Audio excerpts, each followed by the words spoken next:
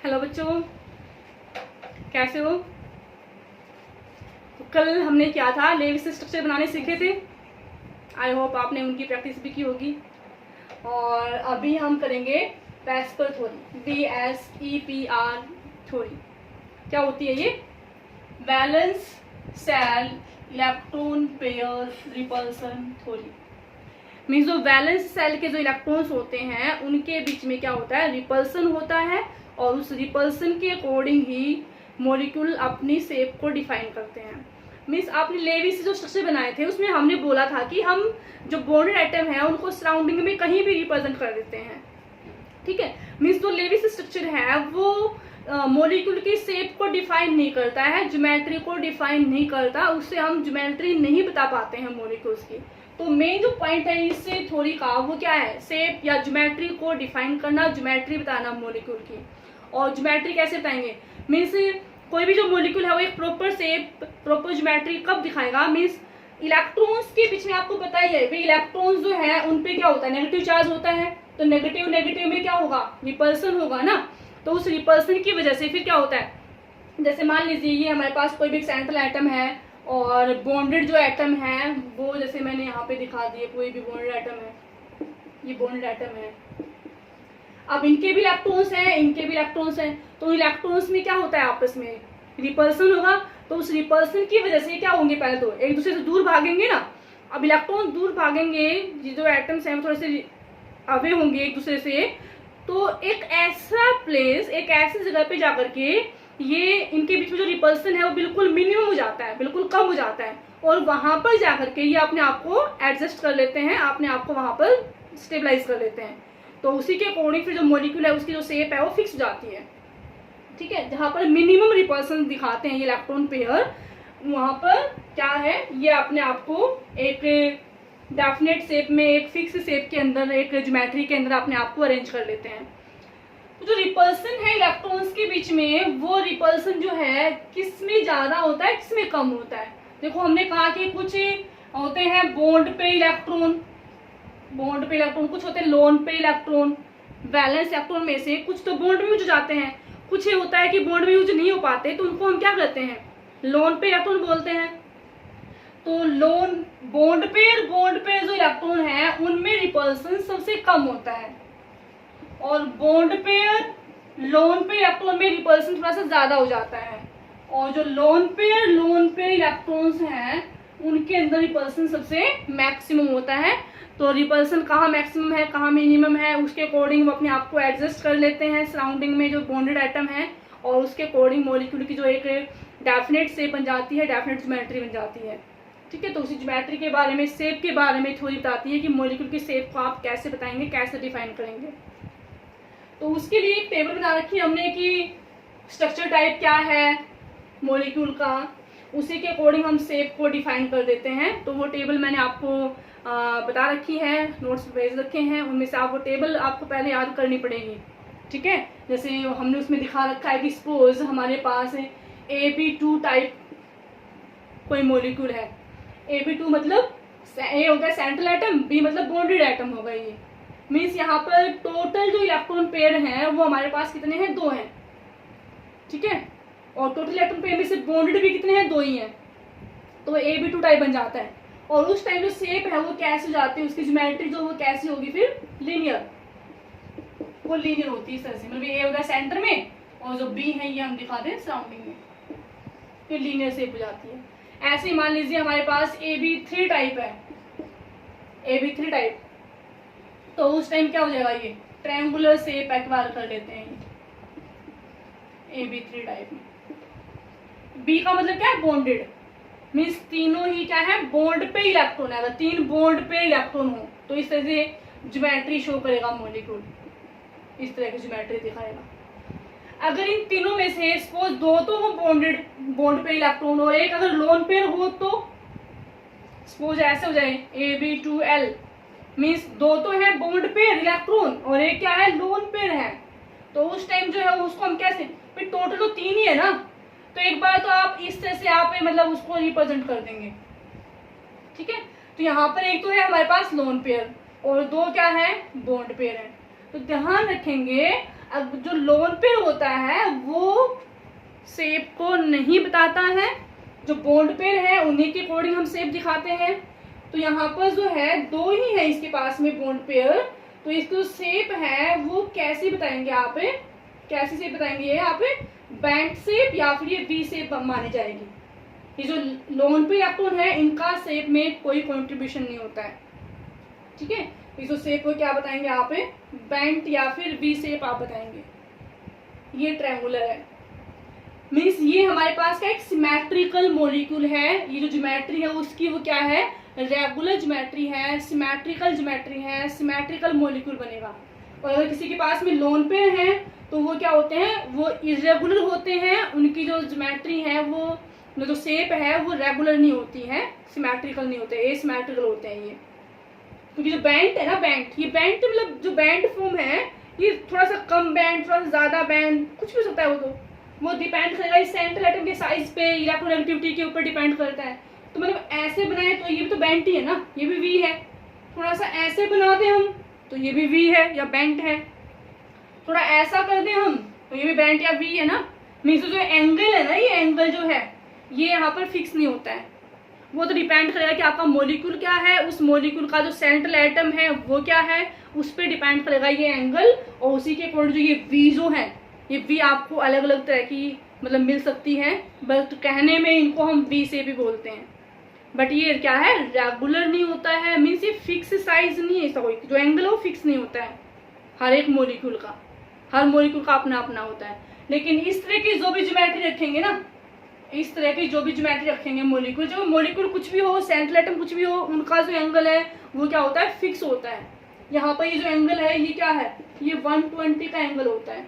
यहाँ पर जो एंगल है ये कोई कंफर्म नहीं है हमें अभी, क्योंकि वो डिपेंड करेगा इस सेंट्रल एटम के साइज पे, इसकी इलेक्ट्रोनेगेटिविटी पे, उनके ऊपर डिपेंड करेगा। यहाँ पर जो इलेक्ट्रॉन पेयर्स हैं उनके बीच में रिपल्सन कितना है, लोन पेयर है वहां पर ये कितना रिपल्सन दिखा रहे हैं, क्योंकि यहाँ पर तो क्या है, यहाँ पर है बॉन्ड पेयर रिपल्सन, ये भी बॉन्ड पेयर रिपल्सन है, ये भी बॉन्ड पेयर रिपल्सन है।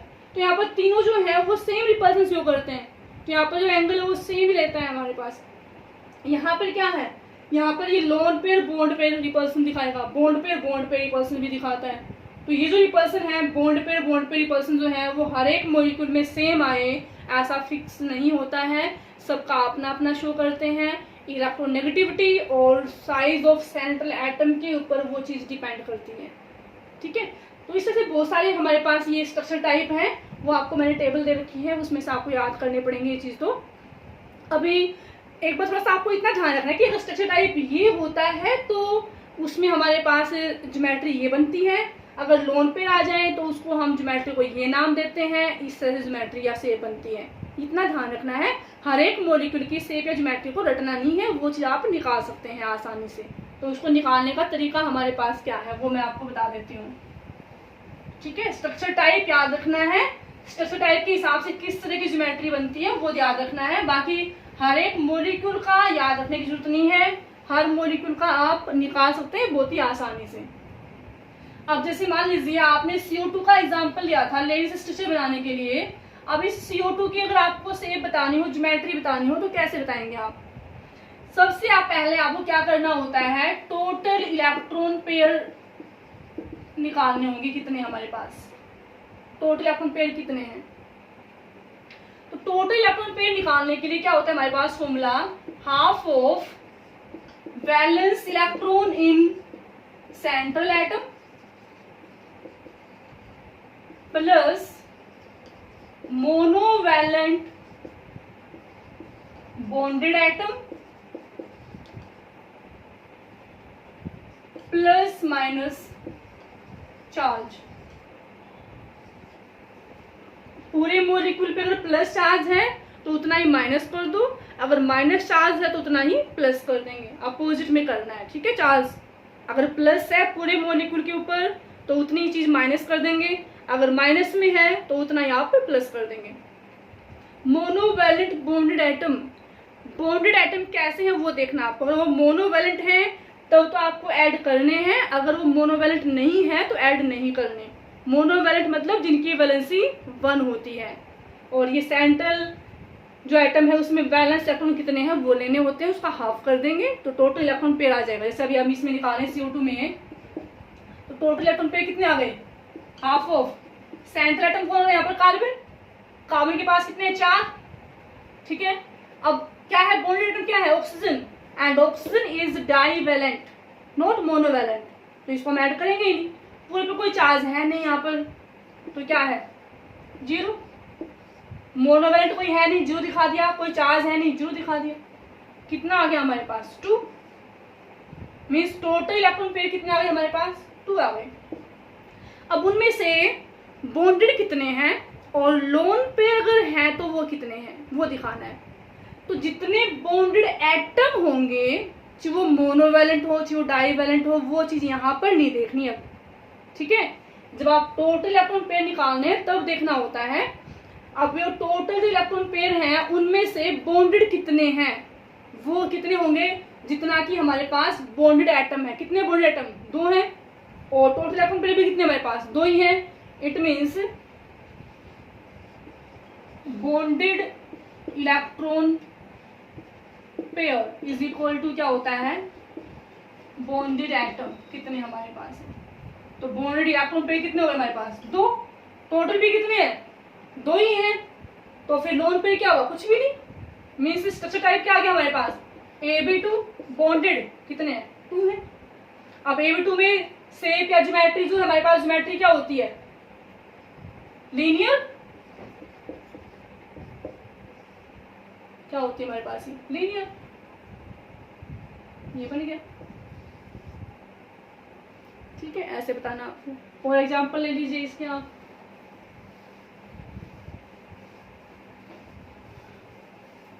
नेक्स्ट से मैंने ले लिया है H2O ले लिया, तो H2O के लिए क्या करेंगे आप, वही निकालो आप, टोटल इलेक्ट्रॉन पेयर निकालो पहले, कितने आ गए, हाफ ऑफ, बैलेंस तो सेंटर, सेंटर कौन हुआ यहाँ पर, ऑक्सीजन। हाइड्रोजन को सेंटर नहीं लेना है, मैंने बताया था आपको पहले भी। तो ऑक्सीजन में कितने होते हैं, 6, प्लस मोनोवैलेंट बॉन्डेड एटम कितने हैं, 2, प्लस माइनस चार्ज कुछ है ही नहीं इस पे, कितना हो गया 8/2, 4, टोटल इलेक्ट्रॉन पेयर है 4। बॉन्डेड कितने आ गए, बॉन्डेड इलेक्ट्रॉन पेयर कितने हैं, जितने की हमारे पास बॉन्डेड एटम होंगे। बॉन्डेड एटम कितने हैं, 2 हैं, तो 2 क्या आ गए हमारे पास, बॉन्ड पे इलेक्ट्रॉन हो गए। अब टोटल तो 4 थे ना, 4 में से 2 तो है बॉन्ड पेयर, तो 2 क्या बचे, लोन पेयर बचे ना। तो लोन पेयर कितने हो गए, लोन पेयर इलेक्ट्रॉन कितने आ गए, 2। मीन्स जो स्ट्रक्चर टाइप है हमारे पास वो कितना आ गया यहाँ पर, ए तो सेंटर हो गया, बॉन्ड पेयर कितने हैं, 2, लोन पेयर कितने हैं, 2, ये हो गया। और टोटल 4 के लिए आप ज्योमेट्री किससे से बनाते हैं, ये होती है हमारे पास